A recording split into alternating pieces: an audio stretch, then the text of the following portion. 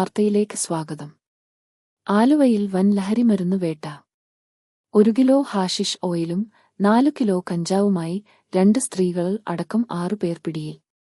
ഇന്ന് പുലർച്ചെ ട്രെയിനിൽ വന്നിറങ്ങിയ 6 പേരിൽ നിന്നായാണ് ബാഗിൽ ഒളിപ്പിച്ച നിലയിൽ 1 കിലോയോളം ഹാഷിഷ് ഓയിൽ പിടികൂടിയത്. ഒഡീഷ സ്വദേശികളായ ശിവഗൌഡ, ഗുൽന്ദർ റാണ്, ഭാര്യ മൊയ്നറാണ്, സന്തോഷ് കുമാർ, രാംബാബ് സുന എന്നിവരാണ് പിടിയിലായത്. ഒരു കുട്ടിയും ഉൾപ്പെടുന്നു. റൂറൽ എസ്പിയുടെ ഡാൻ സാഫ് ടീമാണ് പിടികൂടിയത്. പമ്പ് കവലയിലെ ഹോട്ടലിൽ ചായ കുടിക്കാനെത്തിയ ഒഡീഷ സ്വദേശിനിയായ മമത നേഗിലിൽ നിന്നാണ് 4 കിലോ കഞ്ചാവ് പിടികൂടിയത്. കഞ്ചാവ് ഏറ്റുവാങ്ങാൻ എത്തിയ വ്യക്തിയെ കാത്തിരിക്കുമ്പോഴാണ് ഇവരെ പോലീസ് അറസ്റ്റ് ചെയ്തത്.